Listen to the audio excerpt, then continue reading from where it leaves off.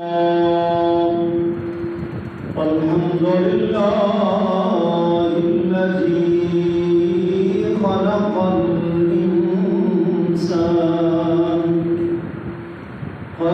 الإنسان وعلمه البيان وأنعم علينا بأنواع النعم ولطائف الإحسان والصلاة والسلام على نبي الرحمن وعلى آله وصحبه وأزواجه وأهل بيته وأهل سنته وأولياء أمته أجمعين. أما بعد فأعوذ بالله من الشيطان الرجيم. بسم الله الرحمن الرحيم.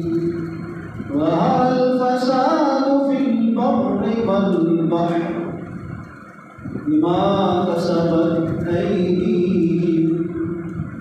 آمنت بالله صدق الله العظيم وصدق رسوله النبي الكريم الأمين. ببركة إن الله وملائكته يصلون على النبي يا أيها الذين آمنوا صلوا عليه وسلموا تسليما. تمام الصلاة والسلام عليك يا سيدي يا رسول الله وعلى آلك وأصحابك يا سيدي يا نور الله. الصلاة والسلام عليك يا سيدي يا خير خلق الله وعلى آلك وأصحابك يا سيدي يا شفيع المسلمين. حمد و صلاة کی بات اللہ رب العزت جل جلالہ وعظم وآدم شان و برہان کا بھی حساب نام کے ابتدا اور بشمار شکر ہے کہ اس بات کے حقیقی نے اپنے فضل و کرم سے آقا علیہ السلام کی توسط سے آپ کو ہم سب کو کئی نوجوانوں بزرگوں سے پہلے اپنی گھر میں پہنچی جمعہ مبارک ادا کرنے کی توفیق عطا فرمائی. اللہ کریم ہم سچ کہنے سننے تصدیق کرنے اور اس کے مطابق ہم سب کو کامیاب زندگیاں گزارنے کی توفیق عطا فرمائی. آج کا ہمارا موضوع ہے کہ پاکستان مسلمان ریاست ہو کر اسلامی جمہوریہ پاکستان ہو کر آج سیلاب کی زد میں ہے اور طرح طرح کی آج مصیبتوں کا شکار ہے. قرآن و سنت کی روشنی میں اس کی کیا وجوہ ہو سکتی ہے؟ سب سے پہلی بات ام المومنین محبوبہ محبوب کائنات حضرت اماں عائشہ صدیقہ طیبہ طاہرہ زاہدہ عابدہ رضی اللہ تعالی عنہا آپ فرماتی ہیں کہ میں نے آقا علیہ السلام سے سوال کیا یا رسول اللہ صلی اللہ علیہ وسلم آپ کی امت پر کس وقت سیلاب آئی؟ سیلاب کا کب کو شکار ہوگی؟ صحیح بات ہے، ایک پانی ہے وہ ہمارے لیے رحمت ہے، ہم اس کے لیے دعائیں کرتے ہیں، ہم کہتے ہیں یا اللہ ہمیں برآں رحمت عطا فرما، یعنی وہ اپنی رحمت کی بوندیں بارش کو ہمیں عطا فرما. پھر وہی پانی ہے ہم کہتے ہیں یا اللہ اس بارش کو روک دے. ہم رحمت کو روکنے کا آپ کہہ رہے ہیں تو بات وہی ہے کہ جب اللہ کریم ہمیں نیند کی عطا فرماتا ہے ہم وہ نیندوں کا صحیح طریقے سے اپنے شکر ادا نہیں کرتے پھر وہ مالک ناراض ہو جاتا ہے کہ میری امانت اس کا استعمال تم غلط کر رہے ہو. جب تم غلط کر رہے ہو تو میری قدرت بھی کاملہ ہے، میں بتا سکتا ہوں کہ ایک منٹ میں کتنے استبل بکریوں کی اجڑ اور کتنے لوگ پانی کے اندر مرغی کی طرح بہ گئے، کتنی گاڑیاں پانی کے اندر جو ہے وہ بہ گئی۔ تو جب المومنین کی سرکار سے سوال کیا، سرکار نے جو جواب دیا نا، قیامت تک ایسا جامع معنی کو جواب نہیں دے سکتا۔ سرکار نے فرمایا اس کی وجہ یہ ہوگی اور اس وقت یہ میری امت کی حالت ہوگی جس وقت یہ قابل غور بات ہے، جس وقت حرام کاموں کو لوگ حلال سمجھ کے کرنا شروع کر دیں۔ اب وہ وقت حضور نے بڑا جامع جملہ ارشاد فرمایا، جو کام اللہ رسول نے حرام کیے ہیں جب میری امت ان کو حلال سمجھ کے کرنا شروع کر دے گی، یعنی گناہ کو گناہ نہیں سمجھے گی، تو پھر اللہ رب العزت کی ذات جلال میں آئے جی، پھر تباہی ہو۔ آج ہماری کیفیت کیا ہے؟ پہلے کہیں ایک گھر میں گانا ہوتا تھا، اب ایک جیب میں پتلی گانے کے شیطان کے کتنے آلات موجود ہیں۔ آئیں پنجاب کی سب سے بڑی اللہ کی مقرر بستی حضرت فیضان حضور کا تک بخش علماء، آپ کی مشہور کتاب کشف المعلوم شریف، جس کا الحمدللہ بندہ چیز پی ایچ ڈی کر رہا ہے، حضرت فیضان فرماتے ہیں کہ اللہ کے جلیل و مقدس پیغمبر حضرت داؤد علیہ السلام جن پر زبور شریف نازل ہوئی، اور داتا حضور سے مطلب منظر بیان کر رہے ہیں کہ وجہ کیا ہے کہ یہ شیطانی چیزیں عام ہو گئی، اللہ کی ذات ناراض ہو گئی، ان کے عام ہونے کی وجہ کیا ہے؟ آپ فرماتے ہیں کہ وہ تھا اللہ کے پیارے نبی حضرت داؤد علیہ السلام جن پر اللہ نے زبور کتاب کو اتارا، ایک پوری اکمل کتاب ان پر اتاری، جیسے موسیٰ علیہ السلام پر تورات، عیسیٰ علیہ السلام پر انجیل اتاری، زبور کتاب حضرت داؤد علیہ السلام پر اتاری، اور پھر اللہ نے ان پر بڑا ہی کرم فرمایا، ایسی خوبصورت آواز عطا فرمائی کہ حضرت داؤد علیہ السلام اگر تلاوت کرتے ہیں جنگل میں تو جنگل کے سارے پرندے اور وحشی جانور اکٹھے ہو جاتے ہیں اور آپ کی زبور شریف کی تلاوت سننے کے لیے اتار ہوتے ہیں، اور جہاں سے آپ تلاوت کر کے گزر جاتے ہیں ایک ماہ تک لوگ دودھ بھی نہ پیتے، ایسی لذت ہوتی ہے۔ اور دادا صاحب لکھتے ہیں کہ حضرت داؤد علیہ السلام کی خوبصورت آواز، عشق خدا کی طرف راغب کرنے والی آواز، دلوں کو دھو دینے والی آواز، آپ فرماتے ہیں اس کی کشش، اس کی تاثیر اتنی تھی، پرانی 700 عورتیں آپ کی تلاوت سن کر مر گئی، 12,000 داتا حضور فرماتے ہیں 12,000 بوڑھے رب کی عشق کی آواز سن کر موت کے پاس ڈر گئے۔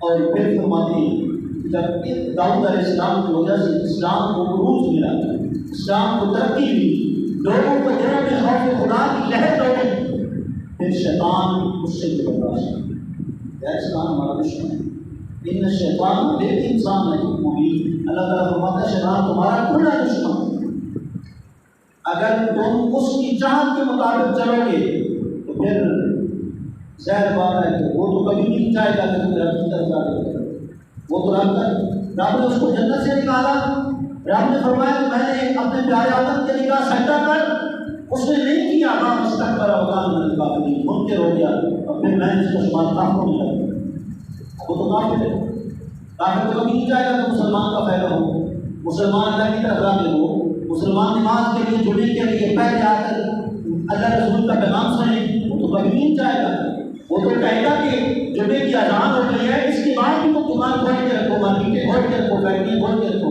حالانکہ رب کا قرآن کہہ رہا ہے کہ جب جمعے کی پہلی اذان ہو جائے فَاسْعَوْا إِلَىٰ ذِكْرِ اللَّهِ وَذَرُوا الْبَيْعَ، اللہ کے ذکر اور جان کی طرف، نماز جمعہ کی طرف دوڑو، خوب جلدی آؤ اور کاروبار سارے چھوڑو۔ آج ہم کہتے ہیں مہنگائی ہے، گزارا کیسے ہو؟ قرآن و سنت کی دھجیاں ہم نے تو کہہ دی ہیں، قرآن و سنت کے پیغام کو پس پردہ ڈال دیا ہے، پاکستان کی دیکھ لیں، باقی ممالک اسلامی دیکھ لیں، پہلی اذان کے بعد کتنی ایسی جگہیں ہیں جہاں دکانیں کھلی ہیں، بازار کھلے ہیں، مارکیٹیں کھلی، رب کی ذات بڑی مہربان بھی ہے، بہت وسیع بھی ہے اور بڑی جلال والی ہے۔ جب اس کے حکم کی خلاف ورزی ہوتی ہے، اگر کسی افسر کے حکم کی خلاف ورزی ہو وہ ناراض ہو جاتا ہے، وہ تو مالک ہے، فرماتا ہے کہ میں تم گناہ کرتے ہو میں مصیبت جو ڈالتا ہوں تو اس میں بھی تمہارا اپنا دخل ہوتا ہے. جی آتی میرے حکم سے، ماں صاحب کی مصیبت نہیں دے گا، آتی میرے حکم سے، لیکن اس میں تمہارے ہاتھوں کا دخل ہوتا ہے. اللہ اکبر. تو پھر داتا حضور فرماتے ہیں کہ پھر کیا ہوا؟ داؤد علیہ السلام کے زمانے میں پھر شیطان کو برداشت نہ ہوا، دو گروہ بن گئے. ایک جو ہے وہ صحیح خوشبخت اور دوسرا گروہ شقی بدبخت. فرمایا جو بدبخت تھے وہ شیطانی آوازیں، وہ کمبور، ڈھول باجے، بینڈ باجے، ان چیزوں کی آوازیں وہ سننا پسند کرتے ہیں. اور جن کے دلوں میں اللہ کا عشق تھا وہ حضرت داؤد علیہ السلام سے اللہ کا کلام سنا. اللہ تو معلوم ہوا کہ جو کچھ اب ہو رہا ہے، سرکار نے مختصر جملوں میں فرمایا جب میری امت حرام کاموں کو حلال سمجھی، ظاہر بات ہے کہ گانے باتیں یہ ہماری شریعت محکمیہ میں حلال تو نہیں ہے یا عبادت تو نہیں ہے. جی ہماری روح کی خوراک قرآن ہے، اللہ کا کلام ہے، اور ہماری زندگی کی رہنما کتاب قرآن مجید اور حدیث رسول. نضر بن حارث اسلام کا دشمن، بہت بڑا کافروں کا سرگنا، اس نے جب دیکھا کہ حضور کی تبلیغ سے اور قرآن سے لوگوں کو ہدایت مل رہی ہے، لوگ اللہ کی طرف راغب ہو رہے ہیں، اس نے سوچا کہ اب لوگوں کو گمراہ کیسے کیا جائے، لوگوں کو آزادی کی راہ میں کیسے چلایا جائے. اس نے پھر ایران سے اسلم یاد کی اور اس قسم کے لوگوں کے قصے کہانیاں اور وہ کتابیں خریدی، اور وہ جا کر پھر مکے میں جا کر لوگوں کو اکٹھا کر کے کہتا میری طرف آؤ، میں یہ تو تمہیں پرانی باتیں قرآن کی سناتی، میں تمہیں اسلم یاد نبی کے قصے کہانیاں سناتا ہوں. اور پھر دیکھتے ہیں کہ لذت کس میں نعوذ باللہ من ذالک. اس نے جب یہ جملے کہے اللہ کریم نے اس پر قرآن مجید کی آیت کریمہ اتاری وَمِنَ النَّاسِ مَن يَشْتَرِي لَهْوَ الْحَدِيثِ لِيُضِلَّ عَن سَبِيلِ اللَّهِ بِغَيْرِ عِلْمٍ وَيَتَّخِذَهَا هُزُوًا. لوگوں میں سے کچھ وہ ہیں جو شیطانی اعلان خریدتے ہیں، جن سے شیطان کو تقویت، شیطان کے نظریات کو تقویت ملتی ہے، شیطان کی سوچوں کو قوت کے پروان چڑھتا ہے، وہ چیزیں خریدتے ہیں. اللہ اکبر. اشور معلوم پڑھیں، داتا حضور کی تعلیمات پڑھیں. حضرت فیض عالم مخدوم امام حضور داتا کا بخشن دل رحمت اللہ تعالی علیہ صرف داتا دربار جا کے بیت سے لنگر کھا کے آیا کریں، اوپر باجماعت جماعت بھی پڑھیں اور داتا حضور کی جو اشور معلوم کتاب کی شکل میں تعلیمات ہیں قرآن کے ساتھ پہلے اس کتاب کو رکھیں اور اس کا مطالعہ کریں. اگر آپ نے صحیح معنوں میں رب کی معرفت حاصل کریں. حضرت فیض عالم مخدوم امام مخدوم الاولیاء حضور داتا گنج بخش رحمۃ اللہ تعالی علیہ فرماتی اللہ کے ولی کامل حضرت ابو الحارث بنائی رحمۃ اللہ تعالی علیہ آپ فرماتی کہ آدھی رات تھی، عشاء کے بعد میں اپنے حجرے میں عبادت کر رہا تھا. خوف خدا کا دور تھا، موبائل اور جھوٹے میڈیا کا دور نہیں تھا، لوگوں کو موت قبر کی فکر کے لیے الگ تنہائی کی رسوئی میں وقت ملتا تھا. اب تو جناب باتھ میں جاؤ تب بھی موبائل ہے، گھر میں سو تب بھی موبائل ہے. 24 گھنٹے ایک گمراہی کرنے کی طاقت شیطان نے چھوڑ دی ہے. اللہ اکبر. حضرت الحارث بنائی فرماتی ہے کہ آدھی رات کوئی آواز دینے والا میرے حجرے کے بہر آیا، اس نے آواز دی اور کہا کہ ہم نوجوانوں کو اکٹھا کر رہے ہیں، اگر آپ کے پاس وقت ہو تو آپ کی شفقت فرمائیں اور ہمارے پاس تشریف لائیں. داتا حضور کی ایک بات سونے سے زیادہ نہیں تھی. حضرت الحارث بنائی فرماتے ہیں کہ میں نے کہا چلو ٹھیک ہے میں کچھ باتیں کر رہا ہوں، تھوڑی دیر کے بعد میں آتا ہوں تو میں شروع کروں. فرماتے ہیں کہ محفل شروع انہوں نے کر دی. محفل کیا تھی؟ سارے نوجوان اس میں موجود تھے. نوجوان سب پر شیطان زیادہ بات کرتا ہے تاکہ جوانی سے خراب ہو جائے، جوانی سے لے کر بڑھاپے تک ان کی عبادت نہ ہو، آدھی جوانی ان کی شیطانی کاموں میں ضائع ہو جائے. اللہ اکبر. آپ فرماتے میں عبادت سے فارغ ہو کے گیا ایک سارے نوجوان بیٹھے ہیں، ایک بوڑھا محفل کے اندر بیٹھا ہوا ہے، بزرگ شخص بیٹھا ہوا ہے، وہ اٹھا اور اس نے بڑی میری تعظیم کی اور اس کے بعد کہنے لگا اگر آپ اجازت دیں تو میں کچھ اشعار پڑھنا چاہتا ہوں۔ وہ میں اشعار ان نوجوانوں کو سنانا چاہتا ہوں۔ میں نے کہا ٹھیک ہے پڑھو۔ اب ہمارے مجھے نہیں پتا تھا کہ اس نے کون سے اشعار پڑھے، اس نے ایسے اشعار پڑھے کہ جتنے نوجوان تھے رقص و سرور کی طرف ان کی توجہ چلی گئی اور گانے بانے ان کی طرف ان کا ذہن چلا گیا، اور پھر اس کے بعد ان کو جب خراب کر چکا تو میں نے پھر اس کو کہا کہ تم بزرگ بھی لگتے ہو، بوڑھے بھی لگتے ہو، لیکن نوجوان نسل کو اتنا جلدی تم گمراہ کرتے ہو، اس کی کیا وجہ ہے؟ اپنا مجھے تعارف تو کراؤ کہ تم ہو۔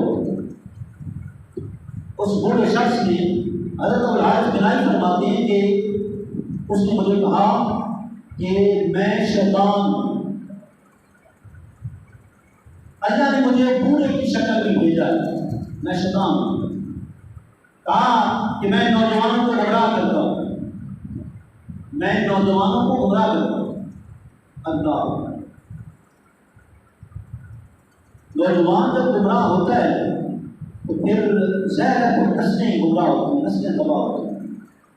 جی کہا مجھے بتاؤ کہ کیوں گمراہ کرتے ہو، اس کی وجہ۔ اس نے کہا دو وجہ، میں شیطان ان نوجوانوں کو گمراہ کرتا ہوں، صراط مستقیم سے، راہ ہدایت سے ہٹاتا ہوں اور گمراہ کی راہ پر گامزن کرتا ہوں۔ اس کی دو وجہ۔ پہلی وجہ یہ کہ اللہ رب العزت نے مجھے کہا تھا کہ میرے پیارے آدم کو سجدہ کرو، ان کے سامنے جھکو، تو میں نے کہا تھا کہ میں تو آگ سے بنا ہوں، آدم مٹی سے بنے، مٹی کا کام نیچے رہنا ہے، آگ کا کام اوپر جانا ہے، میں آنا ہو کے ادنا کو میں کیسے سجدہ کروں؟ میں نے نہیں دیکھا تھا کہ اللہ کو بول اللہ رب العزت کی ذات ناراض ہوئی، ابا مستكبر وكان من الكافرين۔ اس نے فرمایا کہ تو ممکن ہوا، لہٰذا میں نے تجھے کافر تیرا شمار کر دیا ہے، آج کے بعد تو کافر ہو گئی۔ اب ظاہر ہے میں کافر ہو گیا ہوں، جنت تو میرے لیے نہیں رہی، میں کافر ہو گیا ہوں۔ میں اب ان نوجوانوں کو اٹھا کر ان کا وقت ضائع کرتا ہوں، رقص و سرور کی جو ہے وہ محفل سجاتا ہوں، گانے باجوں کی محفل سجاتا ہوں، تاکہ کچھ نہ کچھ میرا غم ٹھنڈا ہو۔ معلوم ہوا نوجوانوں کو اکٹھا کرنا، خواہ وہ بھائی ہوں خواہ وہ بہنیں ہوں، رقص و سرور کی، ناچ گانے کی محفل سجانا، یہ رحمان کو خوش کرنا نہیں ہے کہ شیطان کو خوش کرنا۔ اور نمبر دو، دوسری وجہ یہ ہے کہ میں ان نوجوانوں کو اس لیے اکٹھا کرتا ہوں کہ تاکہ ان کے دلوں میں رب کا عشق نہ پیدا ہو، رب کا عشق نہ پیدا ہو، بس دنیا کی عورتوں کو عشق کی جاتی زندگی جائے۔ ایک کتاب میں نے تحقیق پڑھی، بڑی ایمان افروز بات انہوں نے لکھی، آج کیا وجہ ہے اس دور میں کہ قوم شعر تو سنتی ہے، بڑی محبت سے سنتی ہے، شعر بھی اچھے نیم و برسات کے، آج کھڑی علیہ رحمہ کے، سلطان باہو علیہ رحمہ کے، باقی بزرگان دین کے، جب یہ شعر سنتی ہے تو وجہ کی حالت ان پر تاج ہو جاتی ہے۔ لیکن کیا وجہ ہے کہ قرآن سنی وجہ کی کیفیت نہیں تاری، حدیث رسول سنی وجہ کی کیفیت تاری نہیں ہوتی۔ ان بزرگوں نے بڑی پیاری بات لکھی، انہوں نے کہا میری سمجھ میں یہ آتا ہے کہ جو اشعار ہیں یہ مخلوق کا کلام ہے، آپ سلطان باؤ ہیں، آپ یوں برسات سے کھڑی ہیں، آپ کوئی اور بزرگان دین میں سے ہیں، یہ ہیں تو اللہ کی مخلوق، تو یہ اللہ کی مخلوق کا کلام ہے، اور قرآن مجید اس خالق کا کلام، مالک کا کلام، حدیث رسول اس مالک کے ایسے محبوب کا کلام ہے جن کے کلام جیسا کوئی کلام نہیں۔ تو ظاہر بات ہے مخلوق کے خدا وقت نہیں نکالتی، ابھی تک ان کی روح مخلوق تک پہنچی ہے، ابھی تک وہ مخلوق کے اشعار سن کر مست ہوتے، جس دن قرآن سے ان کا تعلق مضبوط قائم ہو گیا، روزانہ انہوں نے قرآن مجید کی تلاوت کی، تلاوت کرنے کے بعد ترجمہ پڑھا، ترجمہ پڑھنے کے بعد اس کی تفسیر پڑھی، اور حدیث رسول جس دن عربی کو سمجھا اس کے مطالب کو سمجھا، اس پر غور کیا، پھر اس کے مطابق اپنی زندگی کو پھر وہ بنائیں گے۔ ابھی تک وہاں تک نہیں پہنچی جب ہر قوم کا فرد قرآن کا مطالعہ کرے گا، حدیث رسول کی اسٹڈی کرے گا۔ جی یہ آپ سامنے دیکھ رہے ہیں کہ لائبریری کا آپ سے وعدہ تھا، بہت تقریباً 3-4 دن ہو گئے لگ چکا ہے، تو میں مغرب کے بعد سے بیٹھا رہتا ہوں کہ ٹائم لکھا ہے مغرب سے عشاء تک۔ آپ کسی ٹاپک پر کسی موضوع پر مطالعہ کرنا چاہیں 14-15 لاکھ کی کتابیں یہ دونوں کمروں میں موجود ہیں، تاریخ کی، سیرت کی، حدیث کی، قرآن کا ترجمہ، قرآن کی تفسیریں، فقہ کی کتابیں، حدیث کی کتابیں، ہر طرح کے الحمدللہ موجود ہیں جو آپ کی ضرورت کو مکمل پورا کر سکتی ہیں۔ لیکن آج 5واں دن ہے، ایک بندہ خدا نہیں آیا کہ مجھے نماز کے مسئلے پر کوئی کتاب دے دو، یا مجھے فیکٹری کے زکات کے مسائل پر کتاب دے دو، یا میں نے حج کرنا ہے، حج یا عمرے کے موضوع پر مجھے کوئی کتاب دے دو، یا میں نے سیرت کے مطابق زندگی گزارنی ہے، وہ سیرت کے اصول مجھے دے دو، حضور کی صحابہ کی سیرت پر مجھے کتاب دے دو، اور یا کرام کی زندگی پر آج 5واں دن ہے، ایک بندہ بھی نہیں آیا۔ جی ہم نے اپنا وعدہ پورا کر دیا ہے، بورڈ بھی لگا دیا ہے، لائبریری کا اوقات بھی لکھ دیے ہیں، شرائط مطابق بھی لکھ دیے ہیں کہ آپ مغرب سے عشاء تک روزانہ چاہیں تو روزانہ آئیں، جی جب چاہیں مغرب سے عشاء تک آپ آئیں، مطالعہ کریں۔ لیکن قوم کے اندر قرآن و حدیث کا بھی ذوق بیدار نہیں ہوا، جذبہ ہے ابھی وہ بیداری نہیں آئی۔ جب وہ بیداری آئے گی نا، یہ بہت اچھا کام ہوا ہے، اور حضور نے فرمایا کہ مومن کو اچھائی کے کام میں دخل نہیں کرنا چاہیے۔ یہ بہت اچھا کام ہوا ہے کہ ہمارے سکول میں، یونیورسٹی میں، کالج میں قرآن مجید کا مکمل ترجمہ داخل ہو چکا ہے۔ یہ بہت اچھا کارنامہ ہے اور یہ تاثیر کے قابل ہے۔ اب انشاءاللہ ہماری قوم جب قرآن پڑھے گی، قرآن کی تفسیریں پڑھے گی، اسٹڈی کرے گی، پھر انشاءاللہ العزیز ایسے نہیں ہوگا کہ صبح اٹھ کر پہلے نیوز کا مطالعہ کرے پھر اس کے بعد کام پہ چلے جائے۔ نہیں، صبح اٹھ کر پہلا کام تہجد اور قرآن مجید کی تلاوت، اس کے بعد پھر باقی کام۔ جس دن قوم کی یہ عادت ہوگی نا، اس دن دیکھنا کہ اللہ کا کتنا بدل گا۔ اللہ کا قرآن کہہ رہا ہے وَلَا تَهِنُوا وَلَا تَحْزَنُوا وَأَنْتُمُ الْأَعْلَوْنَ إِن كُنتُم مُؤْمِنِينَ۔ تم غمگین نہ ہو، تم ہی قرآن کو اگر تم کامل مومن ہو۔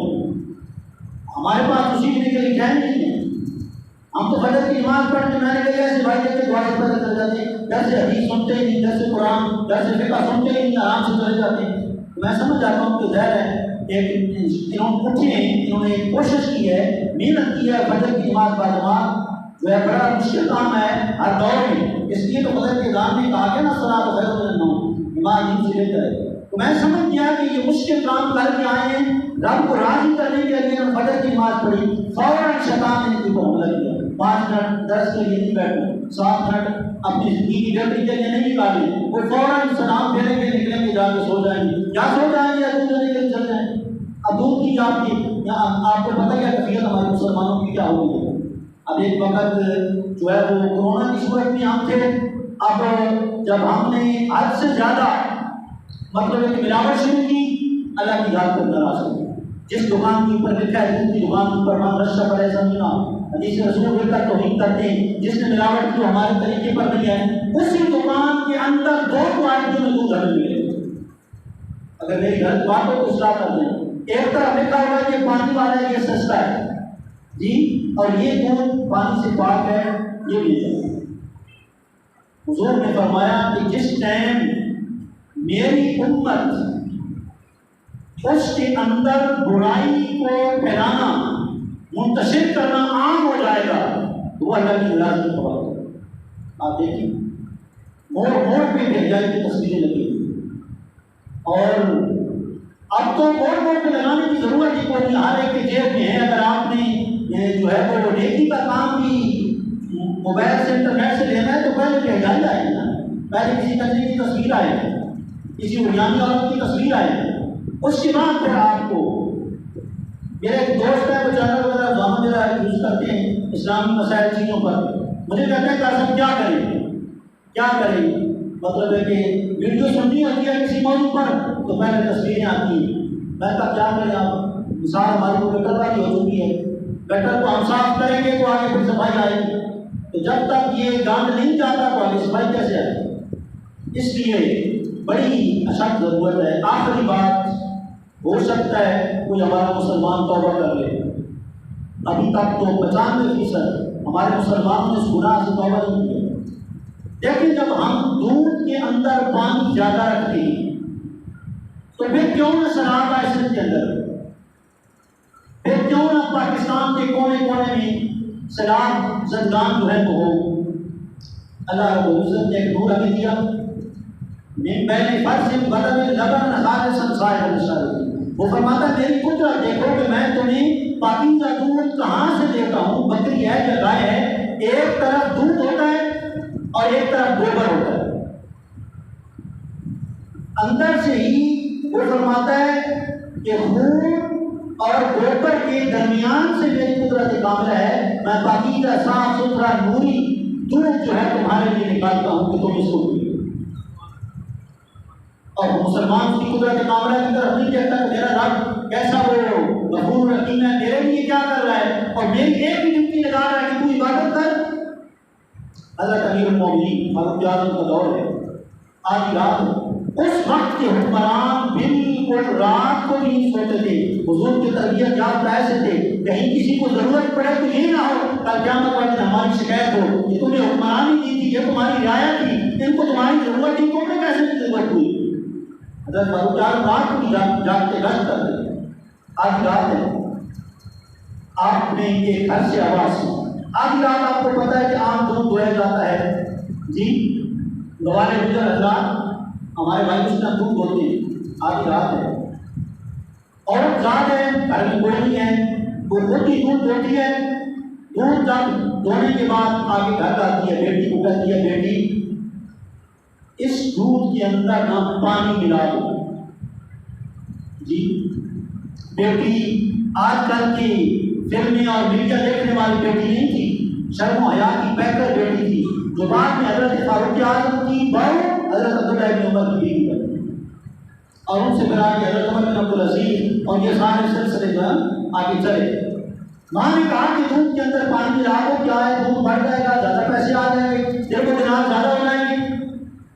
آج مطلب آج کا تو دور ہی بدل گیا، آج تو حضور نے فرمایا میری امت پر ایک وقت وہ آئے گا حلال حرام کی تمیز نہیں ہوگی، ہر بندہ کہے گا کہ زیادہ ہے زیادہ ہے زیادہ ہے، اور ذہن میں رکھ لیں کسی کے پیٹ میں ایک لقمہ بھی حرام کا ذرا جاتا ہے نا 40 دن تک اللہ ناراض ہوتا ہے، اس کی عبادت قبول نہیں کرتا، وہ مسجد میں آتا رہے، تہجد پڑھتا رہے، تلاوت قرآن کرتا رہے، ذکر و اذکار کرتا رہے، وہ سمجھے رب اس پر راضی ہے، رب عبادتوں کی چاشنی اس سے سرد کر دیتا ہے۔ اور یا حرام کی بات تیسری رب قبول کرتا تھا تو وہ کبھی حرام کی قریب نہیں گئے۔ اللہ اکبر، حضرت فاروق اعظم نے نشان لگا دیا، کہا کہ کوئی بھی دودھ کے اندر پانی ڈال دو۔ بیٹی نے کہا امی میں ایسا کام نہیں کرتی، تمہیں پتہ نہیں ہے کہ امیر المومنین حضرت عمر فاروق کی حکومت ہے؟ کہا بیٹی کوئی نہیں ڈال دو، عمر کون سا دیکھ رہے ہیں، آدھی رات ہے عمر سوئے ہوں گے اپنے گھر میں، ڈال دو۔ اللہ اکبر، جو اس بیٹی نے مبارک کلمات اپنی زبان سے خوف خدا والے نکالے، حضرت عمر فاروق کے دل پر منتشر ہو۔ ویسے تو آپ کی ذات عظیم ذات ہے، جس گلی میں جاتے ہیں شیطان وہاں سے ویسے بھاگ جاتا ہے حدیث کے مطابق۔ اللہ اکبر، بیٹی نے آگے سے کیا جواب دیا؟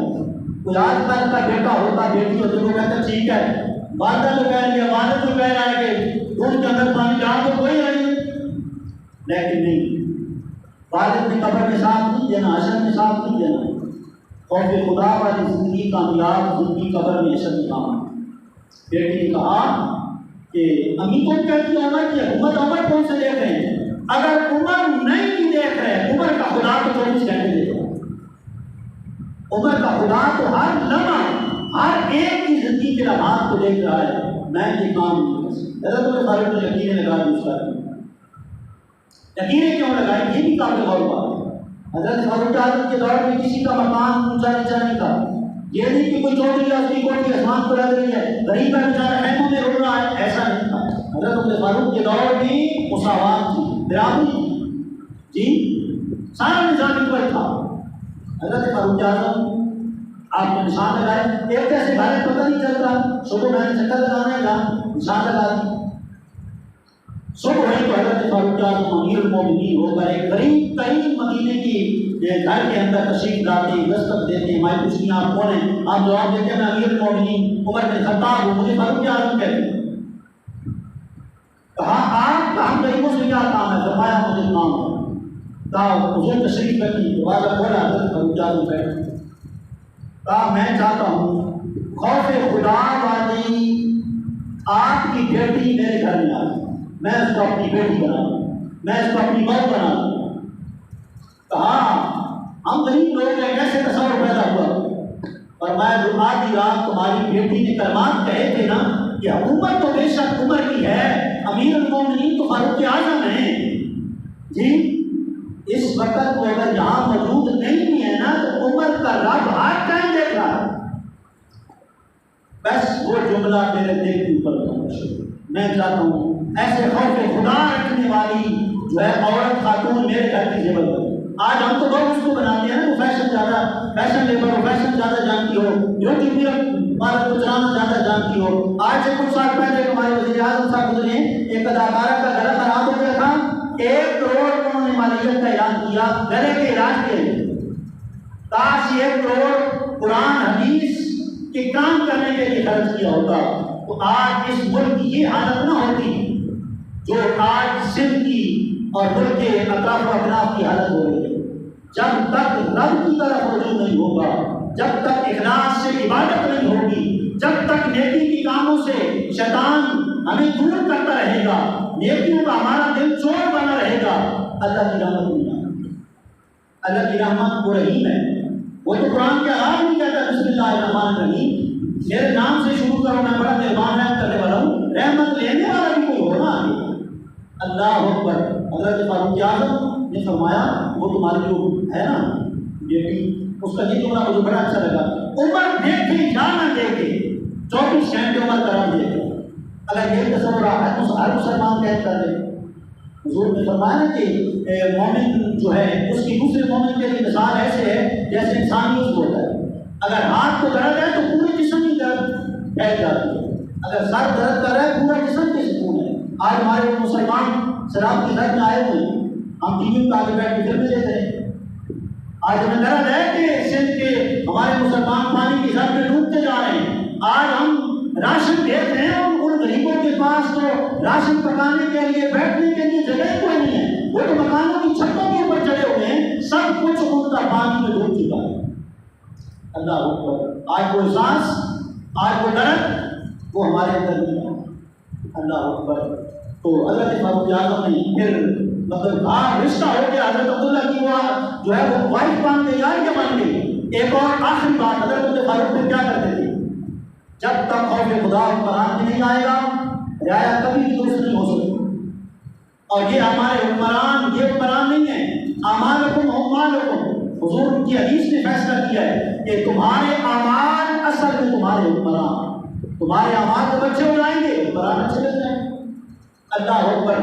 حضرت فاروق اعظم نے وہ رشتہ بھی ہو گیا، روزانہ حکومتی کام، گورنمنٹ کے کام، دار و امارہ پارلیمنٹ میں جانے سے پہلے روزانہ اپنی بہو کو بلاتے، بیٹی ادھر آؤ، عمر کے پاس آؤ، پاس بہو کو بلاتے اور میں تمہیں جملہ پھر کہوں گا کہ تم نے تعلیم کی وقت آدھی رات کہا تھا کہ عمر اگر نہیں بھی دیکھ رہا تو عمر کا رب ہر کام کو ہر وقت دے جی۔ یہ روزانہ حضرت فاروق اعظم کا معاملہ ہے۔ آج اللہ کرے وہ ہمارے دلوں میں بھی خوف پیدا کرے اور سچی توبہ کا جذبہ قوم تم کو ہوتا ہے دنیا میں جو موقع اللہ کو دے، سارے اکٹھے ہو کر اجتماعی توبہ کرو، پھر تم مسلمان کامیاب ہوگا۔ اللہ تعالیٰ آپ کو ہم سب کو صحیح معنوں میں خوف خدا اور سچا عشق رسول عطا فرمائے۔ وہ آخر دعوانا الحمد للہ رب العالمین۔